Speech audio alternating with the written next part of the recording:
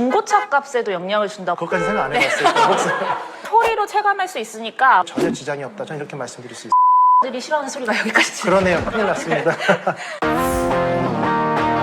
안녕하세요. 반갑습니다. 자동차에 대한 모든 썰을 풀어보는 시간 카라시 첫 회입니다. 제 옆에는 다른 한 분이 더 나와 계시는데요. 사실 저희도 지금 처음 보는 입장이거든요. 네. 먼저 여쭤보고 싶어요. 저는 혹시 뭐 하는 사람 같나요? 목소리가 좋은 게 가수나 뭐 뭐 아이돌 쪽 아니면 트로트 쪽?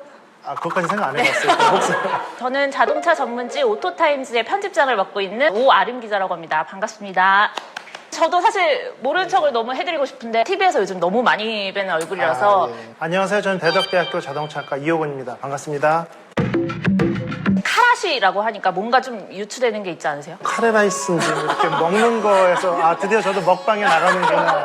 찌라시가 생각이 나네요. 이제 네. 와서요. 자동차에 대한 헛소문 가지고 하는 얘기 아닐까. 그렇죠? 예. 자동차에 떠도는 소문들이 굉장히 많잖아요. 의문을 제기하고 답을 찾아보는 그런 시간이 될 것 같습니다. 예, 맞습니다. 실제 저도 전기차가 내연기관차보다 왜 좋으냐 이런 질문을 어느 교수님이 하셨는데 네. 친구들이나 인터넷에서 네. 듣고 온 정보가 있을 거 아니에요. 네. 그게 잘못됐고 이렇습니다라고 논리적으로 설명을 드렸더니 나는 이렇게 알고 있는데 이호근 교수가 이렇게 주장하던데 라고 표현을 하던데 제가 충격을 먹었어요. 제가 이걸로 먹고 사는 사람인데 주장을 하던데라고 하면서 예. 그런 것들이 굉장히 많잖아요. 첫 회 주제를 정하는 것도 쉽지 않으셨다 그래요. 그래서 찌라시가 아니죠. 죄송해요. 카라시. 꼭 넣어주세요. 편집하지 마시고. 예. 대망의 첫 주제는 뭔가요? 고급류 대 휘발유입니다. 일반유, 고급류 어느 네. 게 좋을지 오늘 결정해드리겠습니다. 제가 아시는 분은 이제 고급유를 넣으시는데 중고차 값에도 영향을 준다 뭐 이런 얘기가 있어서 영수증을 모으시는 분도 계세요. 이거 나중에 내가 보여줘야지 이러면서 할 때마다 영수증을 꼬박꼬박. 전혀 지장이 없거든요. 그런 얘기들이 너무 많으니까 제가 몇 가지를 추려봤어요. 수입차는 무조건 고급유를 넣어야 한다. 일반유를 권장하는 차량이지만 사실은 마케팅을 위한 거짓말이다. 고급유를 넣고 고속주행을 하면 카본 찌꺼기가 제거된다. 이 모든 썰을 풀어보기 전에 고급유가 한 300원 정도 더 비싸단 말이에요. 그럼 나머지는 저급유냐? 고급류라고 해서 품질이 더 좋거나 찌꺼기가 덜 있다거나 이런 건 전혀 아니고요. 네. 옥탄가가 좀 더 높아서 고속 성능을 잘 나타내주고 불완전 연소를 막아주는 걸 고급류라고 해서 91에서 93까지를 일반유라고 하고 94 이상은 고급류다 이렇게 분류를 하는데 결국 옥탄가 기준이다 이렇게 보시면 됩니다. 근데 제가 알기로는 국내 정유 기준이 되게 탑비라고 알고 있거든요. 키포인트 말씀하셨어요. 정유 기술이 세계적이다. 우리나라의 일반유가 워낙 좋기 때문에 굳이 고급류를 넣지 않아도 전혀 지장이 없다. 저는 이렇게 말씀드릴 수 있어요. 정유사들이 싫어하는 소리가 여기까지. 그러네요. 큰일 났습니다.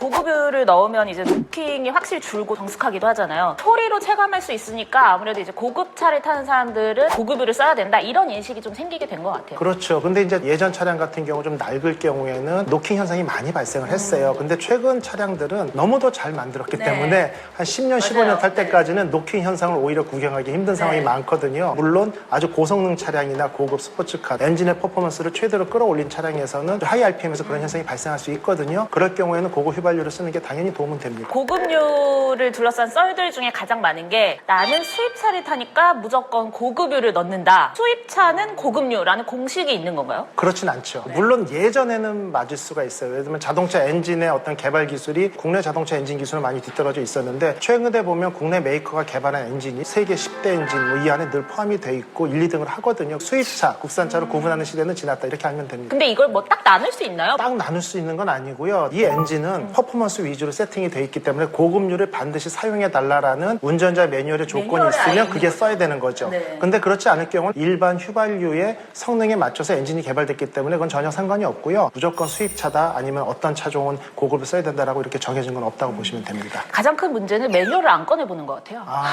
매뉴얼. 이게 제일 중요하죠. 그렇죠. 예, 차 예. 안에 있는 매뉴얼을 우선 안 맞습니다. 꺼내보는 게 가장 큰 문제인 것 같아요. 두 번째 카더라는 바로 이겁니다. 일반유 사용 차량이 사실은 고급유를 써야 되는데 이 브랜드에서 판매가 많이 안 될까봐 그냥 일반유 넣어라. 마케팅용이다. 저도 처음 듣는데. 그쵸? 여기서 이제 이거 끝내. 아닙니다.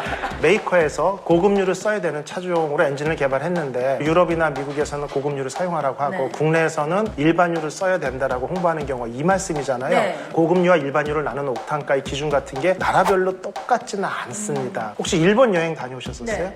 일본 가서 라면 시킬 때 네. 매운맛 중에 5개짜리 극강 매운맛 시키면 신라면보다 덜 맵잖아요. 똑같은 거죠. 그런 느낌. 예, 그러니까 그 나라의 석유 품질에 따라 다르기 때문에 반드시 그렇다 이렇게 얘기하기는 조금 애매한 사항이라고 제가 말씀드리고 싶어요. 네. 일반유 차종인데도 고급유를 무조건 넣으시는 분들이 있더라고요. 근데 이게 확실히 효과가 있는 건가요? 효과는 물론 있겠죠. 당연히 있겠지만 비용 대비 효과가 없다는 거죠. 그러면 반대로 고급유를 넣어야 되는 차인 거예요. 계속 일반유를 넣으면은 뭐 차에 고장이 난다거나 그러진 않을까요? 경제적으로 좀 어려워지셨어요? 차는 뽑았는데 유지가 안 돼서. 유지가 안 돼서 네. 크게 엔진이 이상이 있거나 고장이 났다고 느끼지 않을 정도로 문제는 없거든요. 근데 나중에 이걸 다시 이제 좀 형편이 좋아져서 고급유로 바꿔 넣을 때는 그동안의 운전 패턴이 메모리가 되거든요. 그 운전 어려운 패턴이나 기억을 습관을 지우고. 지워야 네. 되거든요. 그래서 센터에 들어서 싹 지우고 다시 고급유를 넣어야 고급유를 넣은 효과를 100% 볼 수 있는 거죠. 과거를 리셋하시면 됩니다. 마지막 카더라는 엔진에 생기는 퇴적물이죠. 네. 그게 고급유를 넣고 다니면 자연스럽게 없어진다 이 얘기입니다. 저도 들어본 적이 있는 것 같아요. 결국 고급유에 세정 성분이 들어간 건 맞습니다. 네. 맞지만 그 세정 성분이 들어간 것 때문에 카본대가 완벽하게 벗겨진다. 이거는 너무 큰 기대치고요. 실제는 유명한 거 많이 있지 않습니까? 불스 원샷이나 현대 엑스티어 같은 제품을 쓰는 게 훨씬 효과적입니다. 그런데 오히려 이런 엔진 세정제를 쓰면 더 안 좋다라고 생각하시는 분들도 있는 것 같아요. 그게 착각인데 비누 많이 쓰면 피부 건조해진다 뭐 이런 얘기를 생각하시는 것 같은데요. 엔진 세정제가 아무리 좋아도 쇠를 깎아먹진 않거든요. 그렇기 때문에 많이 써주면 좋은데 실제 이제 가성비라는 게 있겠죠. 자동차 엔진 한 6,000km 주행을 하면 최대한 때가 낍니다. 6,000km에 한 번 정도씩 써주면 상당히 좋은 효과를 낼 수 있습니다. 카본 퇴적을 제거하기 위해서는 고급유보다는 그냥 첨가제 한 번 넣는 게 더 낫다. 그렇죠. 주기적으로 첨가제를 넣어주고 고급유 넣는 비용을 세이브해서 한 달에 한 번이나 두 달에 한 번씩 첨가제를 넣어주는 게 자동차 전체 성능에는 큰 도움이 됐다는 게 제 평가입니다. 카라시의 오늘 첫 번째 주제였던 고급유에 대해서 저희가 몇 가지 썰을 풀어봤는데 이 외에도 정말 많은 썰이 있기는 해요. 저는 그런 얘기 들었었어요. 정유사마다 이 옥탄가의 차이가 있다. 일반유더라도 더 많은 옥탄가를 가지고 있는 정유사가 있다. 맞습니다. 예전에 그런 결과가 있거든요. 꼭 거기서 거기 넣는다든지. 기름이 유난히 좋더라. 그렇죠. 이런 얘기가 근데 어떤 변화가 있었냐면 S 정유사에서 H 사건을 받아서 팔면 불법이었고 했는데 요즘은 혼유가 가능해서 오늘은 S께 들어갔다가 다음 날에 H 것도 들어가고 이러기 때문에 예전에 그 정유사별의 차이점은 이제는 거의 없다. 이렇게 보시면 됩니다. 소비자들이 요즘에는 주유소별로 옥탄가를 정리해서 한눈에 알아볼 수 있도록 지도를 만들어서 앱에 어떤 주유소인지 보면 옥탄가가 다 나오는 거예요. 그런까지 관심을 네. 갖고 운전을 하는 분들이 기름값이 얼마인지 해서 싼 데 찾아다니는 걸 봤거든요. 옥탄가는 저 처음 듣습니다. 옥탄 여지도라는 게 있다고 합니다. 아, 옥탄 여지도? 아, 예, 오늘 좋은 대동 정보. 여지도 말고 아, 옥탄 예. 여지도. 연료는 엔진 특성에 맞게. 일반유를 넣으라고 하는 차량에 고급유를 넣을 필요는 없다. 이호근 교수님과 함께한 첫 번째 카라시는 이렇게 마무리를 하고요. 또 다음 시간에 뵐 수 있을 것 같습니다. 감사합니다. 고맙습니다.